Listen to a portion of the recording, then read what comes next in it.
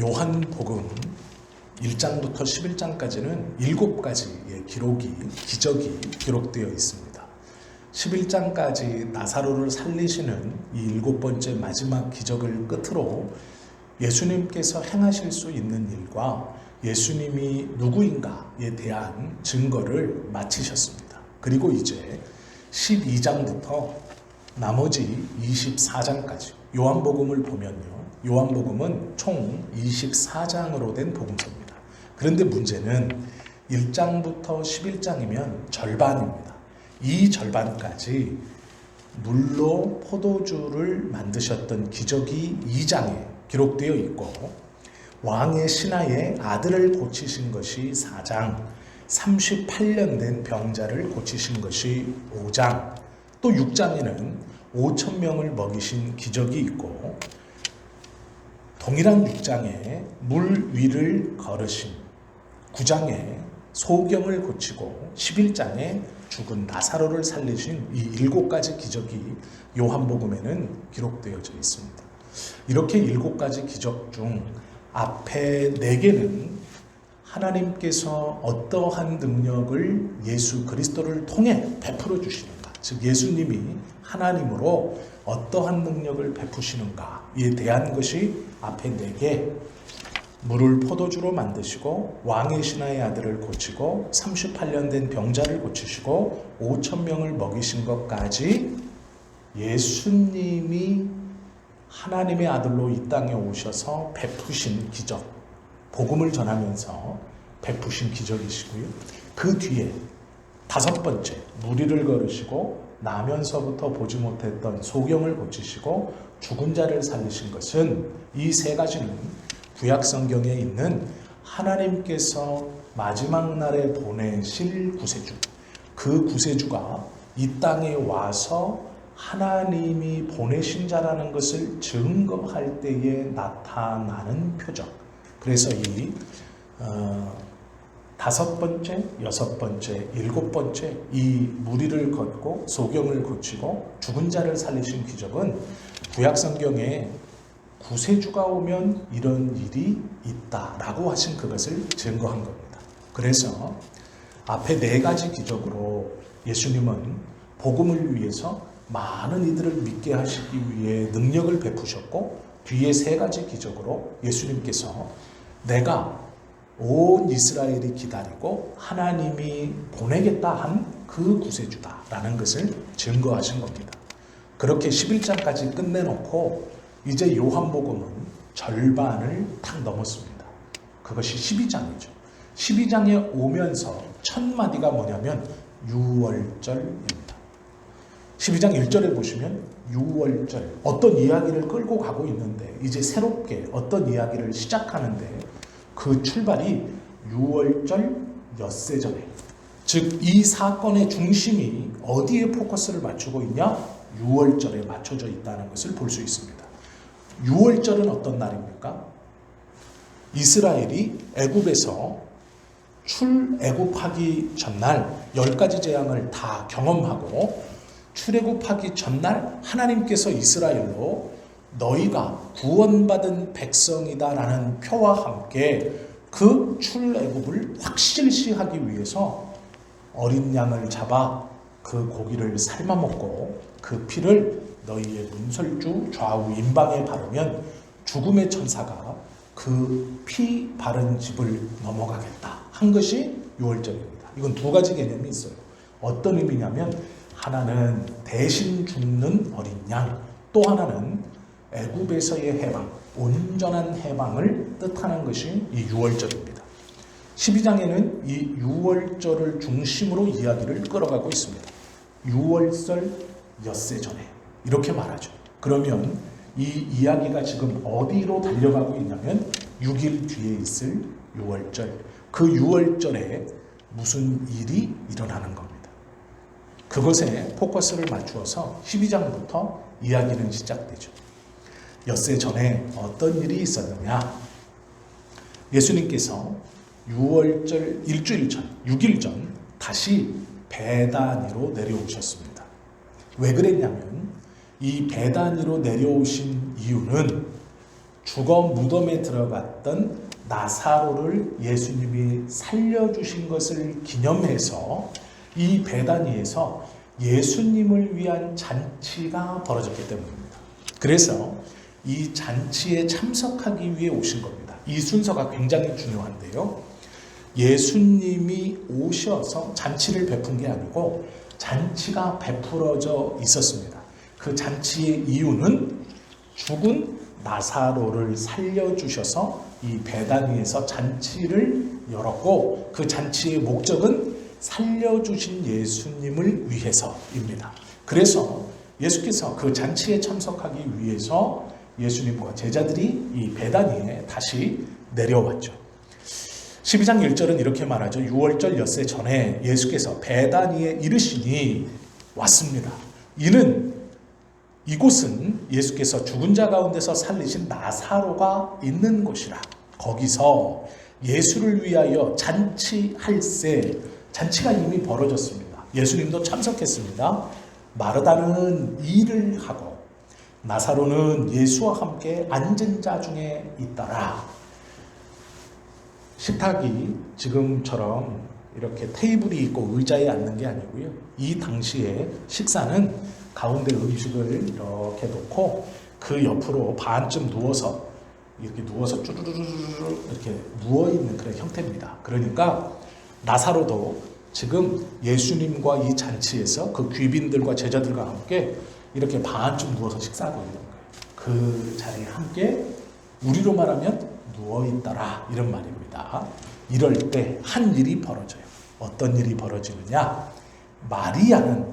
마르다는 일하고 있고 나사로는 예수님과 함께 그 식사를 하고 있고 마리아가 들어옵니다. 그래서 지극히 비싼 향유 곧 순전한 나드 한 근을 가져다가 예수의 발에 붓고 자기 머리털로 그의 발을 닦으니 향유 냄새가 집에 가득하더라 이렇게 말하죠. 마르다는 일을 하고 있고 나사로는 예수님과 함께 먹고 있고 마리아가 들어와서 이 배경을 이 머릿속에 기억하십시오. 비스듬히 누워있는 겁니다. 그럴 때 마리아가 들어와서 순전한이라고 붙여진 나드 한 근이라고 말하죠. 한 근은 약 450g입니다.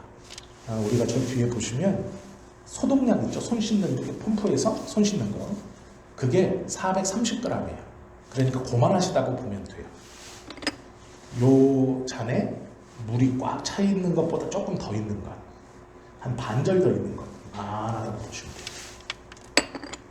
우리가 쉽게 펌프로 이렇게 손 세척하는 저 세척통이 430g.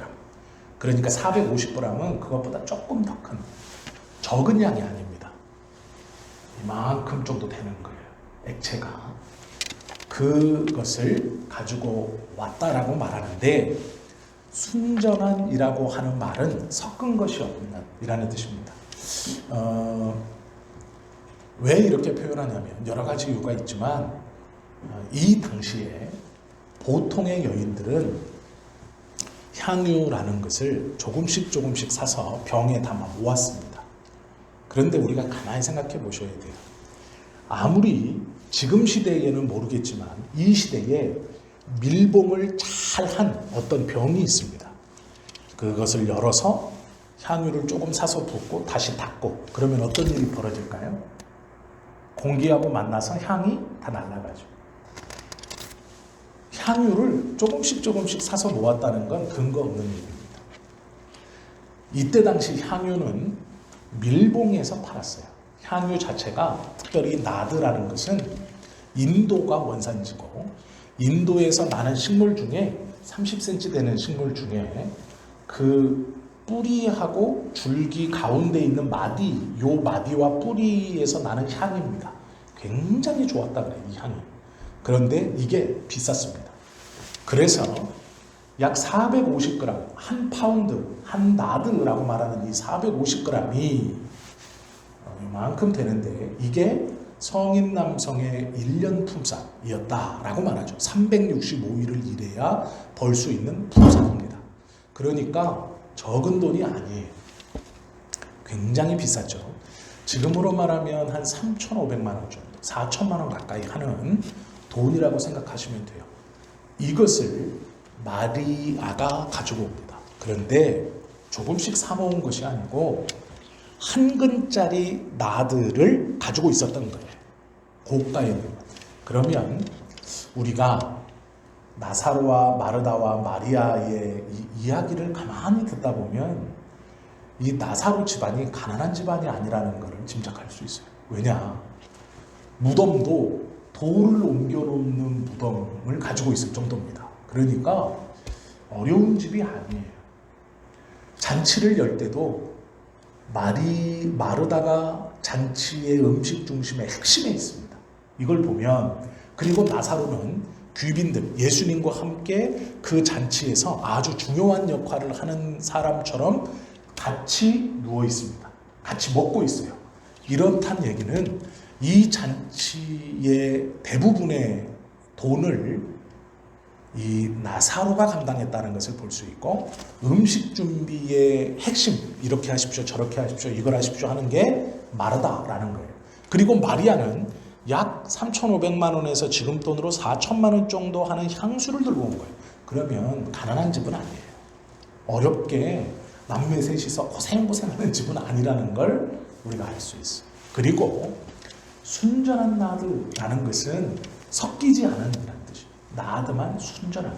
이게 이렇게 비쌌기 때문에 이 당시에 이것을 모조하는 가짜가 많았습니다. 향유를 섞어서 향을 억지로 내거나 가짜로 좋은 것을 조금 넣고 좋지 않은 것을 섞어서 밀봉해서 파는 사람도 있었어요.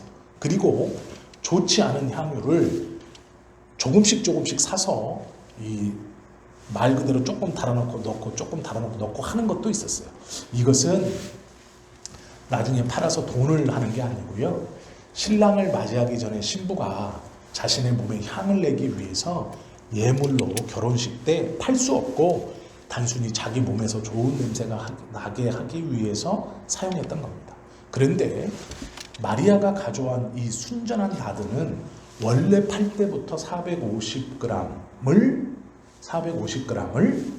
완전히 밀봉해서 처음부터 그대로 사갖고 온 거예요. 그리고 이걸 갖고 있었는지 그날 사왔는지는 모르지만 그것을 깨서 예수님께 부은 거죠. 그러면 가만히 생각해 보셔야 돼요. 우리가 그림에서 보듯이 앉아있던 예수님께 이렇게 부은 게 아니고요. 어떤 의미냐? 이거보다 더 많이 들었습니다. 예수님이 옆으로 이렇게 누워있어요. 그러면 자, 이거를 뚜껑을 깨서 이제 향이 확 퍼지기 시작합니다. 그럼 이걸 어떻게 한 거냐면 이렇게 해서 예수님의 머리를 감겨줬다고 생각하시면 돼요. 그냥 막 부은 게 아니에요. 이거를 그냥 이렇게 막 붓는다고 생각하면서 사람 머리에다가, 그런 의미가 아니고요. 이거를 이렇게 해서 예수님의 머리를 감겨준 거예요. 예수님의 머리를 감겨주었고 또 그 다음에 옷 밖으로 드러나 있는 곳, 그곳을 이 향유로 바른 거예요. 그러다가 자, 머리를 감기듯이 바르고 목과 얼굴 아래를 이 향유로 다 바르고 그 다음에 내려와서 손을 바르고, 그리고 어디로 갔겠어요? 이제 발. 옷을 걷어서 해줄 수 있는 것은 아니니까 옷 밖으로 누워있는 남자의 맨살, 자기가 만질 수 있는 곳만 한 거예요. 그래서 이제 결국 발까지 이게 내려왔습니다. 그리고 나서 자기 머리털로 발을 닦았다, 이렇게 성경은 표현하고 있죠. 성경에 나오지 않았지만요, 이렇게 한 이유가 있습니다. 이 마리아가 이렇게 한 것이 어떤 의미냐? 이 당시의 풍습을 보면 나사로의 집은 좀 부유한 집입니다. 아버지가 없어요. 남매와 누이 2명만 살아요. 그런데 아버지가 어떻게 죽었는지는 기록되어 있지 않지만 돌아가셨어요. 유산을 좀 준 것 같습니다. 그러면 누이가 마르다, 동생이 마리아예요. 이 둘은 좀 있으면 뭘 해야 되냐면 시집을 가야 돼. 돈이 많은 집입니다. 그런데 아버지가 없어요. 유대인들의 사회에서 이게 좀 결격사유가 될 수 있습니다. 아버지가 없다. 그런데 오라비, 남자, 가장이 있어요. 그러면 조금 마이너스여도 그래, 오라비가 살아있어요. 가문의 대표가 있는 겁니다. 즉 결혼할 때 이 신부의 앞장서서 내가 이 집안이고 내 이 동생을 내가 이렇게 잘 양육했고 우리 집이 결혼하는데 남들과 부족하지 않도록 이렇게 하고 있습니다. 할 사람인 거예요. 그런데 이 오라비가 죽었어요. 그러면 어떤 일이 벌어지느냐? 돈이 많고 평판이 좋았어도 결혼을 할 수 있는 가능성이 매우 희박해집니다. 그 당시에 아버지가 없는 것도 흠이었는데 오라비까지 없어요. 여자 둘만 남았습니다. 그 집안에. 돈은 좀 있어도. 그러면 이 여성들을 멀쩡한 남자가 데려가서 자기네 부인으로 삼을 가능성은 거의 없어요. 돈을 노리고 들어오거나 아니면 어떤 흠이 있는 집안에서 데리고 가는 것이지 자기가 마음에 들거나 멀쩡한 가문에서 이 마리아와 마르다를 데리고 간다. 그런 일은 거의 벌어지지 않습니다. 마르다가 음식을 준비했고 마리아가 향유를 깼다라는 건 결혼과 관련이 있는 거예요. 결혼과. 이거 자칫하면 크게 오해받을 만한 일입니다. 향유를 깨서 뜯어서 머리를 감겼다라는 건 내 결혼을 포기했다는 얘기하고 똑같아요. 그리고 여인의 머리털로 예수님의 발을 닦였다. 이건 신랑과 신부 사이에서도 거의 일어나지 않는 일입니다. 이건 뭐냐면 시집가는 걸 포기했다. 이런 말하고 똑같아요. 내가 다른 남자에게 시집가는 걸 포기했다. 즉 결혼을 포기했다. 본문을 가만히 보시면요. 예수님께 그 일이 딱 벌어지자 가룟 유다가 화를 냅니다. 그것을 300데나리온, 가격이 정해져 있어요. 300데나리온에 팔아서 가난한 자들에게 주었으면 좋았을 것이다 라고 화를 냅니다. 그런데 이 속에 겉으로 드러나지 않지만 요 꾸중 아래에는 뭐가 깔려 있냐면 이 이스라엘의 히브리 민족의 배경에는 마리아 혼자 예수님에게 지금 어떤 행동을 하고 있냐면 신부가 신랑을 맞이할 때 하는 행동을 하고 있는 거예요. 이게. 향유 옥합을 깨서 예수님의 머리를 감기고 몸에 향유를 바르고 그 향유를 쭉 발라서 발까지 해서 자신의 머리털로 발을 씻긴다라는 것은 신부가 신랑한테 하는 행동이에요. 충분히 오해받을 만하죠. 그런데 유다가 화가 나서 야단을 칩니다. 자, 이 두 가지 의미가 있는 거예요. 드러내지 않은 의미는 이 결혼의 의미예요. 그리고 드러난 의미는 뭐예요? 300데나리온을 팔아서 가난한 사람들한테 줘라라는 거예요. 예수님이요, 이걸 모르지 않아요. 그래서 이 의도를 어떻게 공개적으로 선언하느냐? 아예 그런 말이 나오지 않도록 어떻게 선언하느냐? 가만 두어라. 저는 나의 장례를 준비하고 있다. 나의 장례를 위해서 옥합을 깼다. 결혼 일과 관계없는 거다. 오해하지 말아라. 나의 장례를 위해서 옥합을 깼다. 그것을 했다. 라고 말씀하시면서 가난한 사람들은 너희와 항상 함께 있지만 나는 너희와 항상 함께 있지 않다. 라고 말을 해요. 이 의미가 아래에 깔려있는 그런 의도들을 예수님이 미리 막으신 거예요. 그렇게 생각하지 말아라. 그러면서 요한은 아예 이걸 겉으로 드러내지 않습니다. 이 이야기를 겉으로 드러내지 않고 어떻게 표현하냐면 유다가 도둑질을 한다. 이렇게 아예 오해받을 만한 이 말을 겉으로 드러내지 않아요. 본문은 철저히 감추고 있어요. 자칫 잘못하면 마리아가 예수님을 신랑으로 생각해서 그 신부가 신랑을 맞이하듯이 하는 옥합을 깨고 머리털로 발을 닦고 하는 이 한 여인이 한 남자에게 복종의 증표로 하는 이것, 신부가 신랑에게 하는 이 행위를 결혼과 관련시켜서 오해할까봐 요한은 아예 유다를 도둑이라고 말해요. 그러면서 시제를 미완료 시제를 씁니다. 도둑이었다 이렇게 하지 않고요. 미완료 시제, 돈꾀에서 돈을 훔쳐가니 지금도 간다 이렇게 말해요. 과거에도 갔었고 지금도 가는 미완료 시제를 써서 가룟 유다가 도둑놈이기 때문에 가난한 사람들을 위해서 말하는 것이 아니라 자기가 돈꾀를 가지고, 잘 생각해 보셔야 돼요. 이게 유다가 뭐라 그러냐면요, 그 향유를 팔아서 가난한 자들에게 주라. 정확히 표현하면 이렇게 말해요. 4절 5절 보세요. 제자 중 하나로서 예수를 잡아 줄. 요한은 미래를 알고 있죠. 자, 미래에 알고 있는 정보를 가지고 지금 12장 4절에서 요한은 말하고 있어요. 예수를 잡아 줄. 아직 가룟 유다는 예수를 안 팔았어요. 지금 시제에서. 그런데 요한은 알고 있어요. 가룟 유다가 팔 거라는 걸.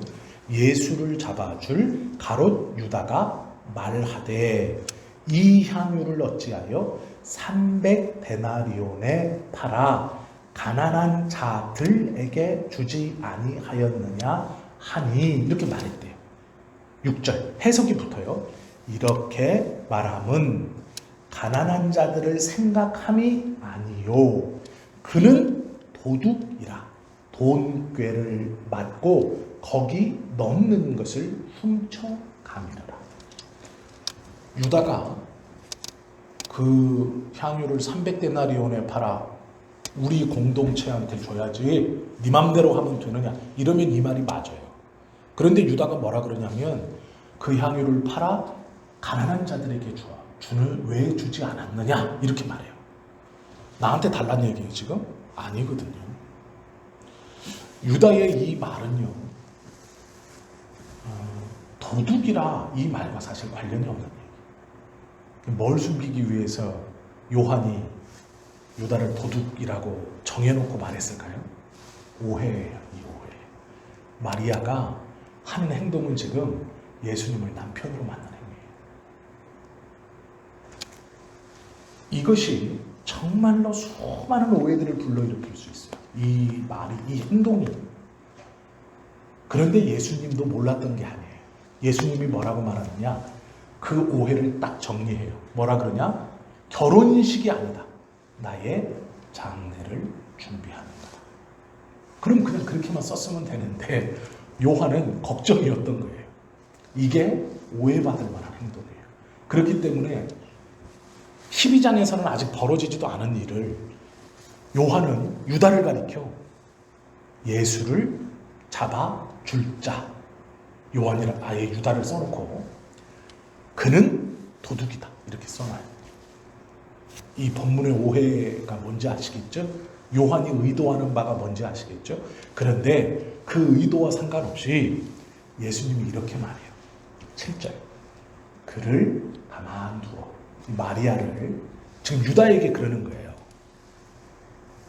그녀를 가만히 두어라. 나의 장례할 날을 위하여 그것을 간직하게 하라.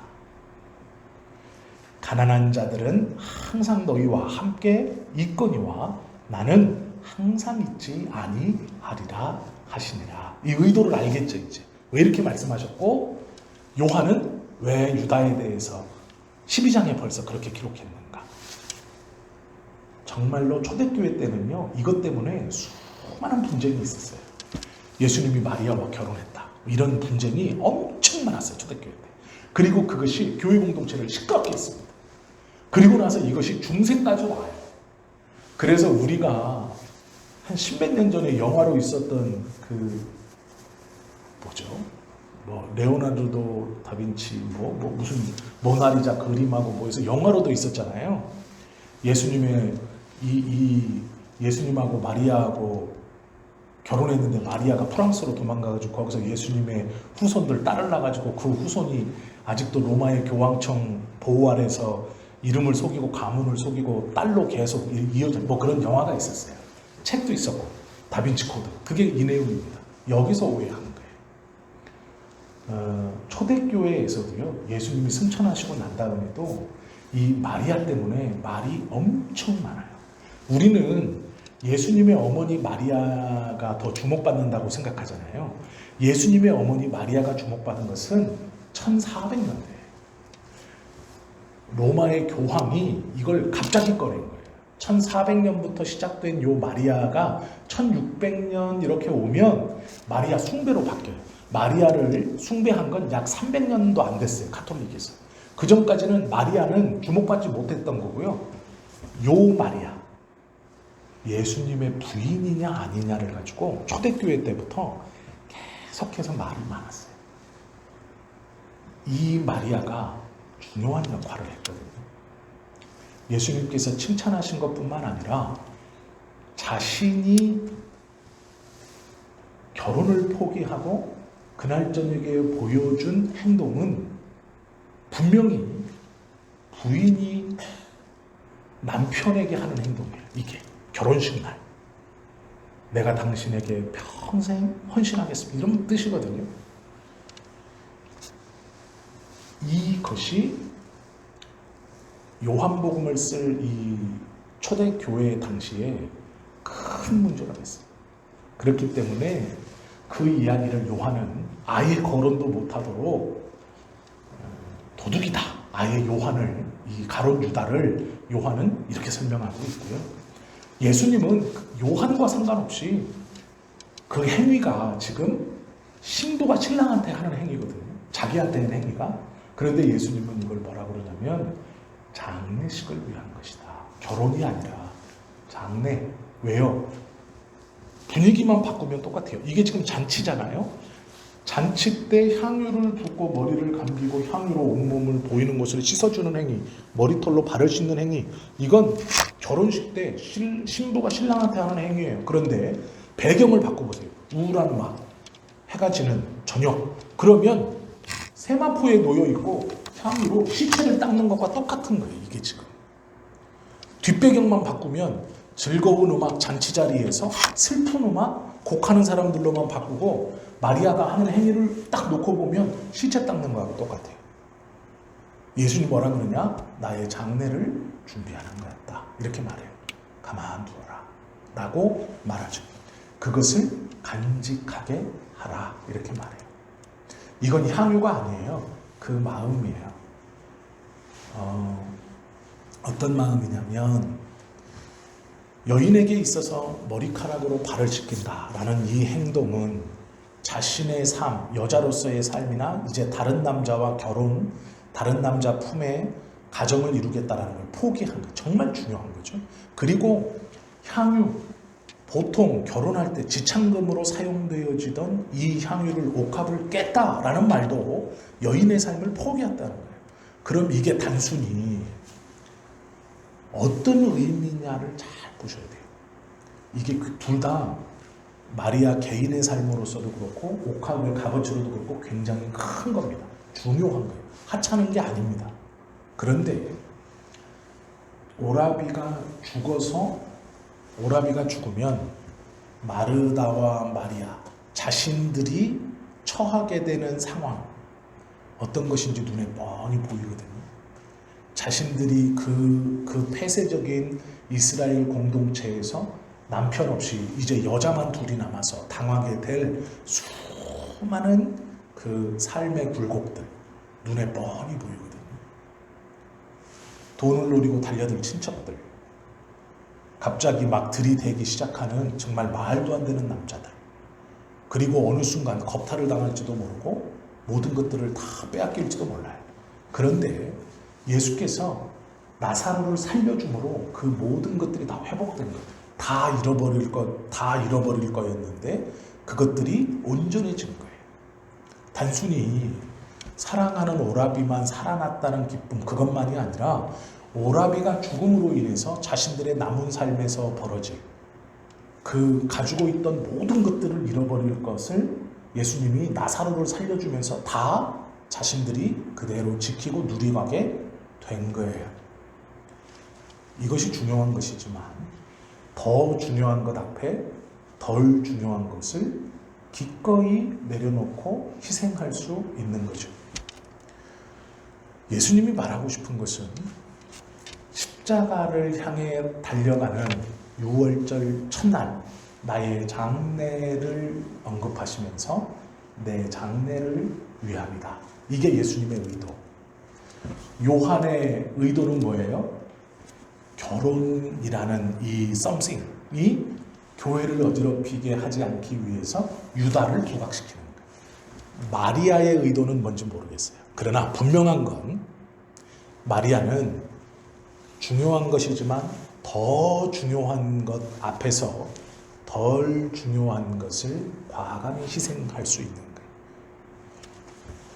성인 남성 1년에 이 돈을 버는 것, 그 품삯, 절대로 작은 돈이 아닙니다.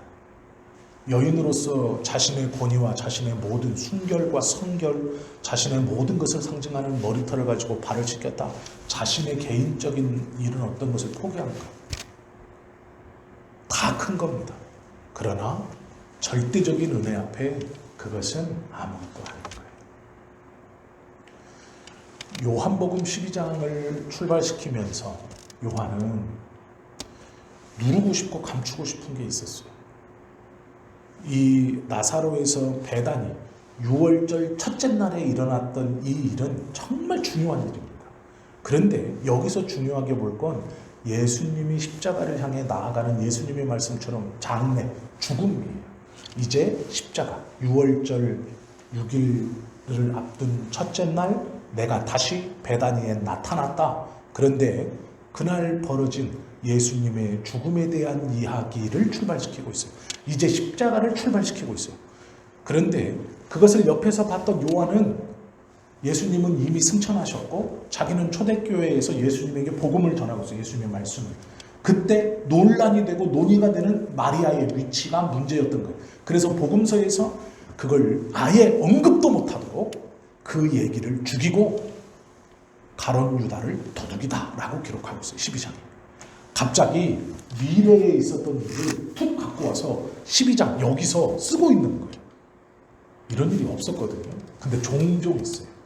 이렇게 뭔가 의도적으로 무엇인가를 감추고 싶을 때 아니면 무엇인가를 드러내고 싶을 때. 그런데 예수님은 그것과 상관없이 자기의 죽음을 이야기하시죠. 성경을 가만히 보시면 우리가 놓치는 부분들이 참 많이 있어요. 이 성경이 그래서 하나님의 말씀이고 또한 하나님께서 당신이 선택하고 하나님의 은혜와 성령의 충만함으로 성경을 기록했던 그 많은 사람들을 로봇처럼 사용하지 않으셨다라는 것을 오히려 드러내는 좋은 증거예요. 요한의 의도가 들어가 있어요. 이 본문에는. 예수님은 그것과 상관없이 십자가에 대한 이야기들을 6월절 대제사장 가야바를 통해 죽는 어린 양, 그 제물로서의 십자가에 대한 출발을 하고 계세요. 그 첫날 벌써 말씀하시는 것이 죽음이에요. 나의 장례라는 것이죠. 오늘 본문을 가만히 보시면 성경은 예수님의 십자가, 특히 요한은 12장부터 예수님의 십자가에 대한 것이 흠이 잡히지 않도록 정말 작은 어떠한 오점이나 잘못이나 어떠한 오해받을 만한 것이 없도록 하고 있어요. 그걸 최선을 다해서 자기의 힘으로 노력하고 있습니다. 근데 예수님은요, 정해진 바대로 자신이 가야 할 그 길을 덤덤히 가세요. 나의 죽음을 위한 것이다. 걱정하지 마라. 그렇게 말씀하고 있다라는 것이죠. 우리는 좀 두 가지를 생각해 봐야 돼요. 여기서 중요하게 볼 건 가룟 유다가 아닙니다. 가룟 유다는 정말 아무것도 아니에요. 가룟 유다는 이 이야기에서 없어도 되는 사람, 정말 중요하지 않은 거예요. 가룟 유다를 보고 뭐 돈꾀 욕심 있고 도둑이고 뭐 이 유다가 예수를 그거 지금 중요하지 않아요. 뒤에 나오니까 중요하지 않아요. 아직 벌어진 일도 아니에요. 그럼 유다는 아니에요. 이제 두 분을 봐야 돼요. 하나는 마리아, 하나는 예수님입니다. 마리아가 어떤 의도였을까? 더 큰 것 앞에 중요하지만 더 작은 것을 내려놓을 수 있고 예수님에게 드릴 수 있고 아무것도 아닙니다. 그러나 그 아무것도 아닙니다의 값어치가 어떤 것이냐?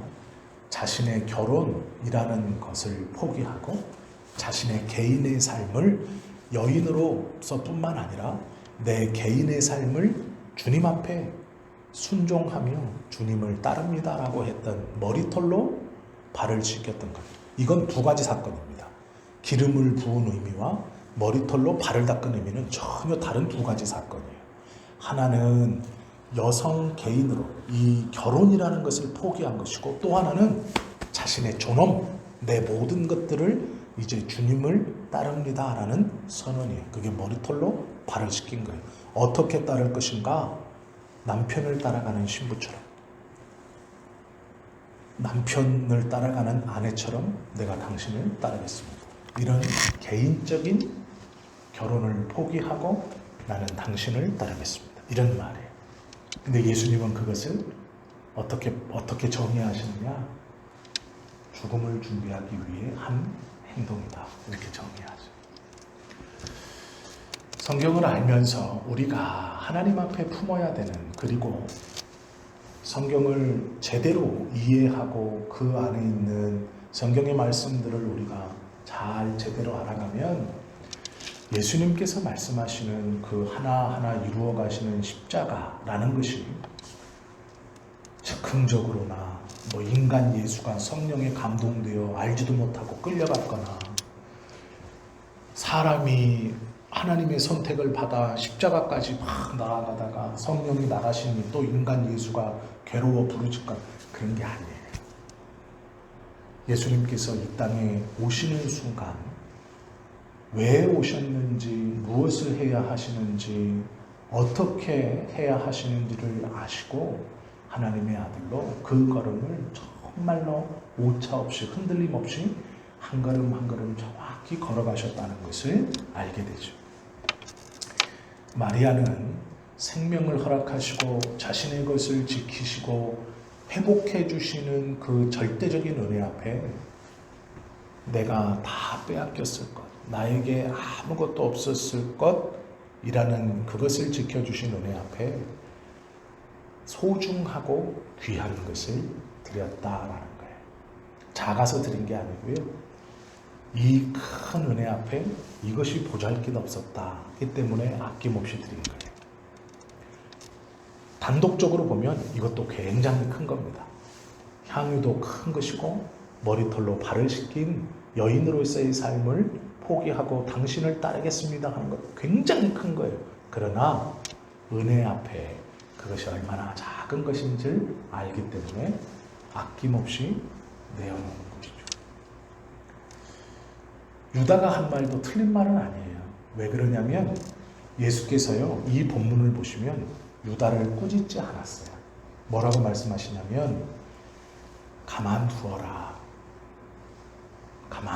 라고 말씀하시고 가난한 자들에 대해서도 말씀하세요.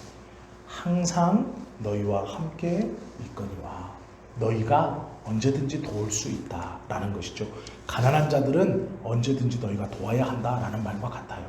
그러나 나는 항상 있지 아니하리라 라고 말씀하세요. 이 본문에서 정확히 말하는 의도를 우리가 깨달을 수 있어요. 그래서 예수님께서 왜 6월절 6일 앞두고 첫째 날 12장에서 예수님의 십자가를 이제 본격적으로 출발시키면서 정확히 말하는 것은 장래 예수님의 십자가의 죽음이에요. 이 6월절에 어떤 큰 일이 벌어질 거예요. 그런데 그 일이 무엇이냐? 예수님이 죽는 일이라는 것을 12장에서 탁 들춰내놓고 이제 이야기를 출발시키고 있어요. 그러면 어떻게 죽느냐? 이제 그 이야기를 출발하고 있는 것이죠. 이렇게 말할 때 요 집 안에, 요 집에 많은 무리의 유대인들이 들어옵니다.